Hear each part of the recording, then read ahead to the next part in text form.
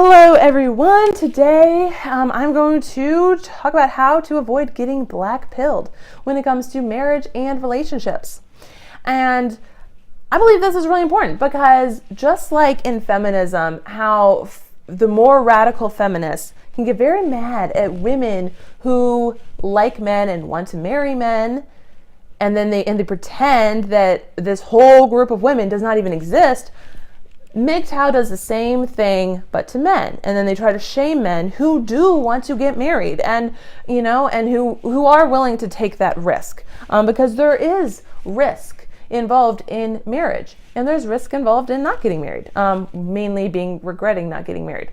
Or going through something extremely hard in life and not having anybody who's committed to seeing it through with you. So I basically have 4 points. And the first one is that all of humanity is flawed. I feel like I've been saying this a lot in my videos lately, but this is a fallen world. So yes, there is always going to be a risk when you are in a relationship with somebody. And that risk is heightened when you join them in a legally binding contract. That's actually true even if you're just making a business deal with somebody, but also even more so true if you are talking about marriage. And then even more so true if you go ahead and have children with them. You're getting more and more and more connected with that person, which is why you really, really want to trust them. And what kind of goes on sometimes, and a lot of what I see around the interwebs, is a lot of conclusions of feminism has ruined women, and so you can't ever trust a woman now. And maybe they're saying you can't ever trust a woman ever because just the biological tendency to be overly emotional and this and that. But what I would say is both genders have their sins that they are more prone to than other things. So, I mean, I could play that game too of saying, well, it's possible that a guy could become physically abusive when he wasn't. So, and because I actually do know somebody who was with somebody, I believe, last I heard from her, she was trying to divorce him after this happened, but he did pull a knife on her, push her up against the kitchen counter, put a knife to her back, and threatened her life. That could happen. There are risks. And when you are living with somebody who is physically stronger than you, that could happen. And that's a scary thought, and then it's a scary thought for guys to know, like, legally this girl could take advantage of me because of the way culture and our politics are right now. And that's scary. But you have to basically go risk versus reward. And I recognize some people are going to say, whatever, I don't even care about kids. I don't really care about family. I don't care about having a wife. And I don't believe in marriage. And I'm not a Christian. I will have sex with whoever I want to, whenever I want to. Or, I'm not talking about like rape, but like consensual. Like I have no reason to wait for marriage or anything like that. Then it's like, live your life. But for those people who don't want to become black-pilled, that's what this video is for. Okay, so I will assume you are not in the category of I really don't care about that stuff, but you are in that category, and that's why I'm trying to help you to not kind of get sucked into the dark side of just victim mentality and negativity. Not everything is due to feminism. A lot has to do with just humanity being sinful. And Satan is always out to attack and steal, kill, and destroy and devour us. So is never like, oh, if somebody is making good decisions right now, they will always make good decisions. That's not true. But it's also not true that if somebody's making bad decisions right now, they won't ever make good decisions. You have to discern things when you decide whether or not to commit to somebody for life. So the second point is to basically reject sexism. And I never really thought I'd be talking about sexism because I was like, people really aren't sexist these days.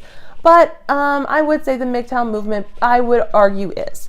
And I'm not talking about the men who just who kind of almost by default, and it's like, hey, I don't think it's worth it, whatever.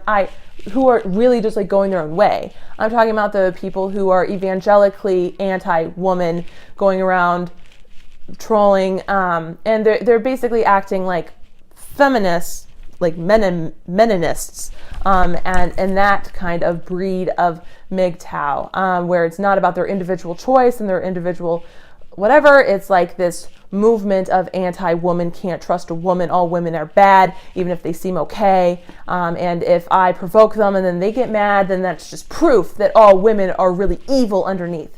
And I think that's all women are human underneath. And, I'm not Jesus, and no women, like Jesus was able to be provoked and not retaliate. Sometimes in better moments, sometimes, women will respond better, sometimes they'll respond worse. But you can't expect people to not be human.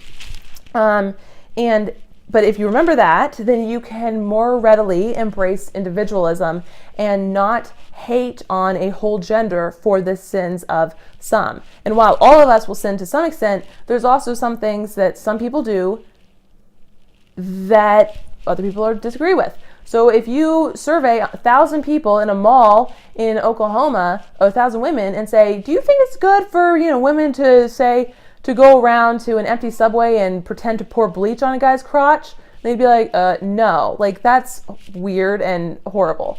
And I could sit there and say, like, I said some of the things that the men did, but I'll give you a couple other ones.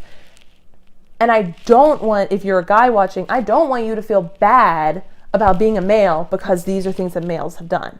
And if you're a woman watching, I don't want you to feel bad about all of mankind because these are things that guys have done.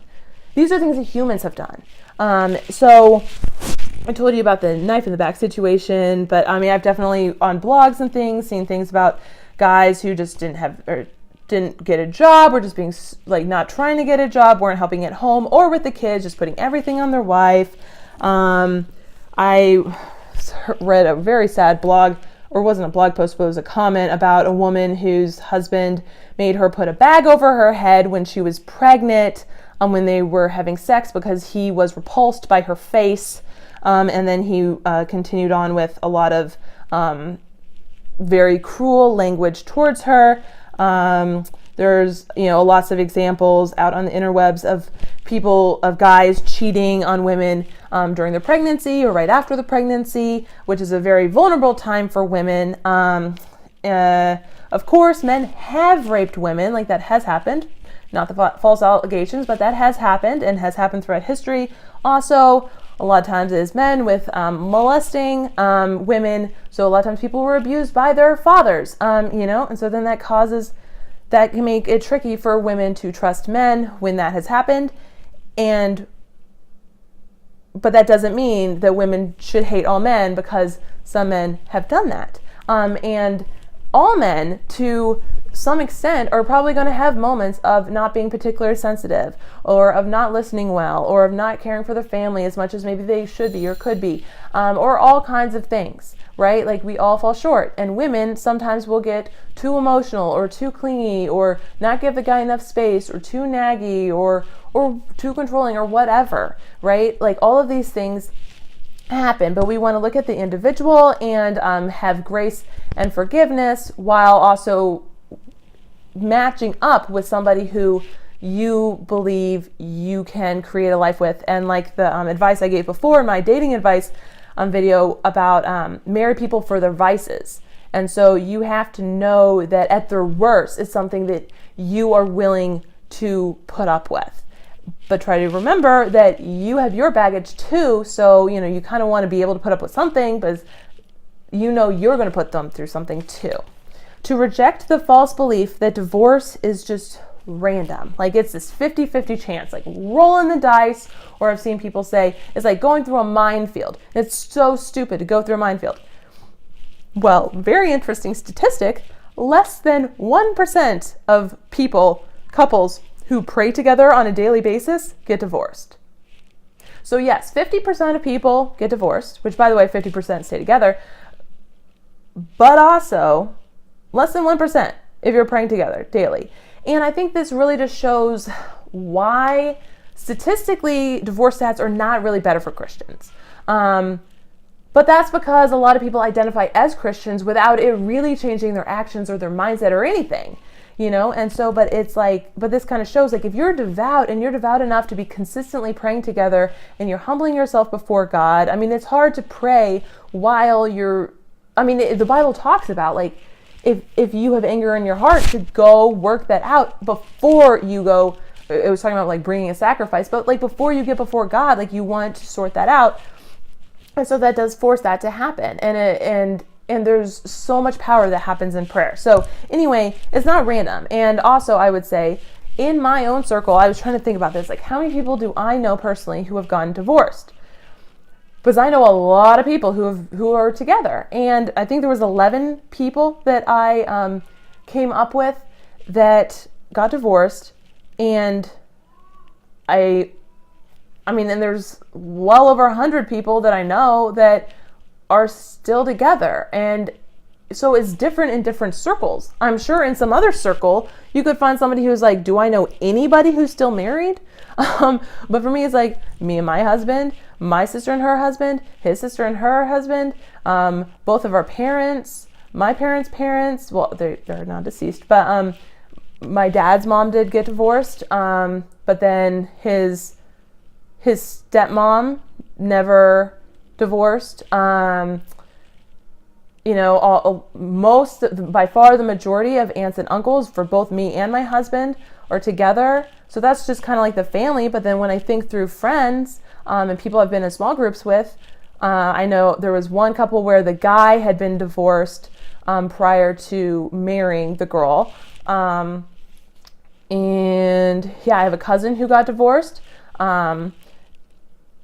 Which, by the way, he ended up being physically, post-divorce, got physically abusive with their child. It's actually a problem right now where the family courts are not so sided towards women that it's making this easy to just keep their teenage child away from him when the teenager does not want to be around him.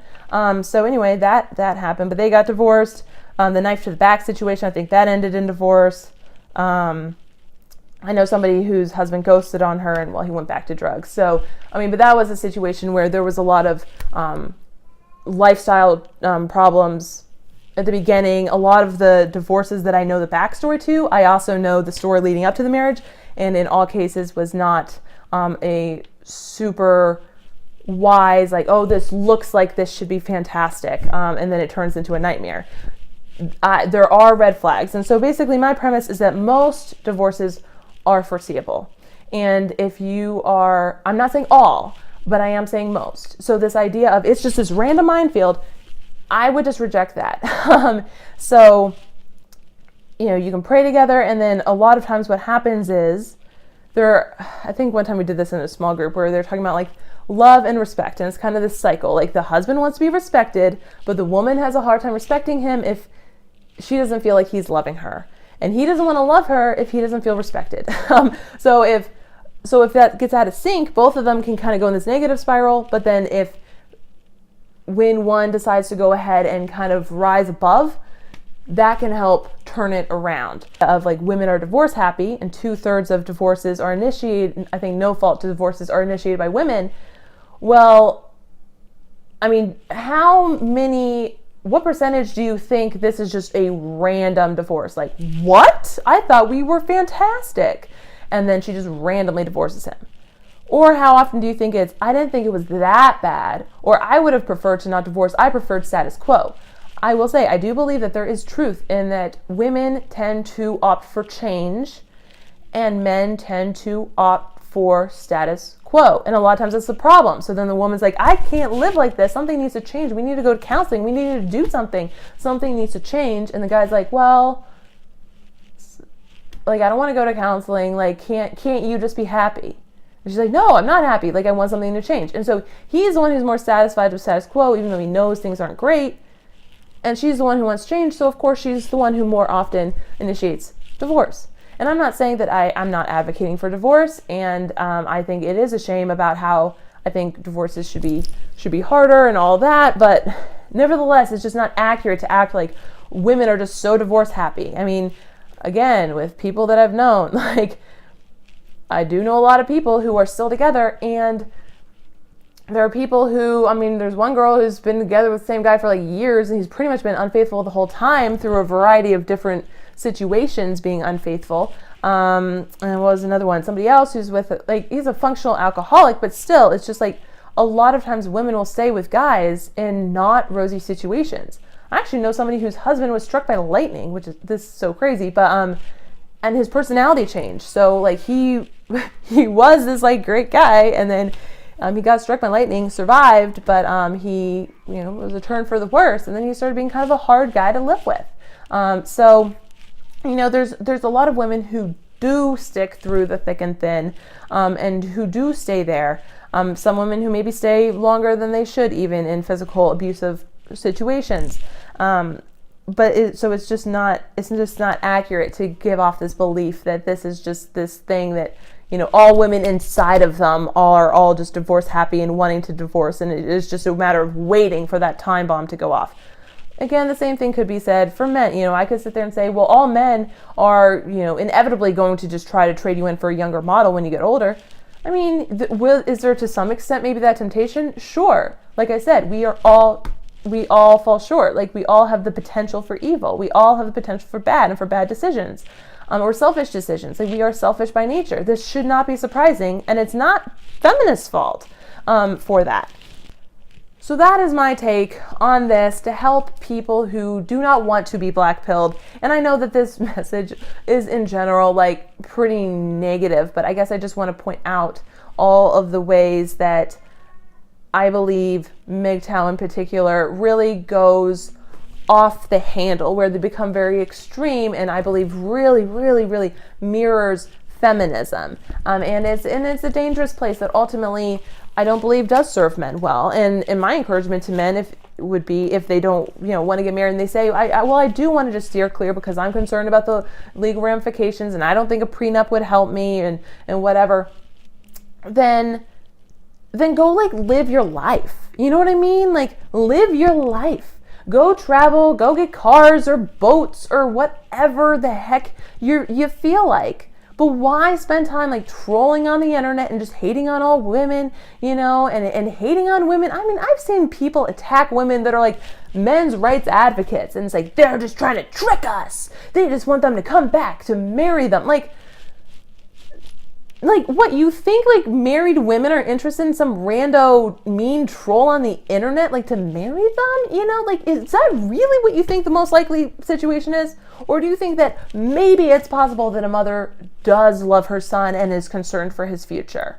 Because I think that's possible as well. Because we are all individuals, we all are people, and we all have different intentions, and you can't know what somebody's intentions are unless you are them. And they can express it, and you can believe them or not believe them, but like, you do have to kind of ask, like, what is the more likely scenario, and why attack people who are saying things that help your cause? You know, like, if you want men to get more rights legally, which I hope they do, like,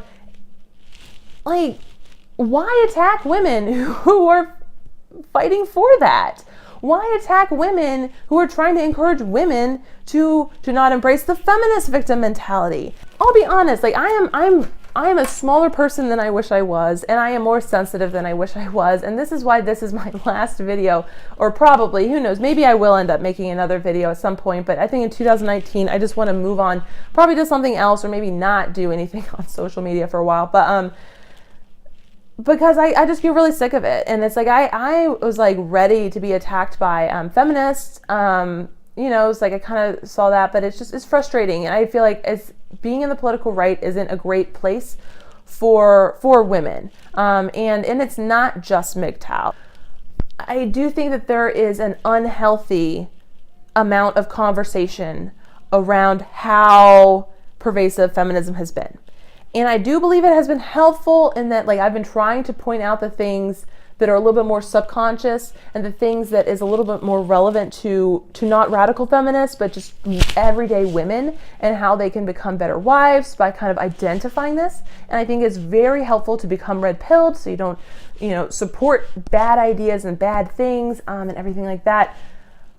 But I also feel like I don't want to keep being in this world and being in this space, and I'd rather just dig myself into like a community that's really positive instead of this much more negative environment, which, I mean, that is kind of what happens with politics and things related to that. So anyway, I'm just going to kind of whatever. I mean, there's lots of people who share about this kind of stuff, and they probably have much thicker skin than I do. And so, yeah, that's kind of what I'm going to be doing. But I would encourage people who are watching to just be aware, to not, people always joke about like the left eating itself. I think to some extent the right eats itself too. And the obsession and the negativity towards women, and it's just like the political right is so hyper logic, hyper facts. I don't care about your feelings, which is great, like as far as arguments go, but it still doesn't mean being mean or just making fun of people. It's like a lot of channels, a lot of channels that I've even liked, but they are negative towards women, and I think belittle women to a large extent, and I think fuel the fire of MGTOW by just giving more and more and more. And it's like, that's what gets clicks, that's what gets ratings, because it's not very interesting to talk about a random girl in the Midwest who's pretty reasonable, but like, maybe not as nice to her husband as she could be. Like, that's not that interesting. It's much more interesting to hear the more extreme stories of a feminazi scratching somebody's car or whatever. But then when you're fixated on that, it shifts your whole mind. And I have even experienced me shifting my mind, where then I can identify with male feminists, how they start feeling bad about their gender because of the sins of some. But it's like the same thing can happen with me, and it's just a really negative place. And so just be aware of that, to just not drive women out of the movement, because it probably is pretty necessary for women, considering it's 50% of the population, but also because women who are told by feminists to not ever listen to men are that much less likely to listen to a man telling them that they need to be different than if it were a woman. But you have to be a different kind of woman than I am to really stand out in that. So, good for Lauren Southern and Roaming Millennial and, lots of other people. So anyway, yeah. So I hope you all have a happy new year. Try not to get blackpilled. Try to focus, like be informed as you need to be, and be aware of boundaries you can put up to protect yourself against stuff. But like, try to live your life and be aware of what is going to be most helpful for you and your goals for your life based on what you believe, where you believe God is leading you to. So that's kind of my thoughts for this video, and I may or may not talk to you later.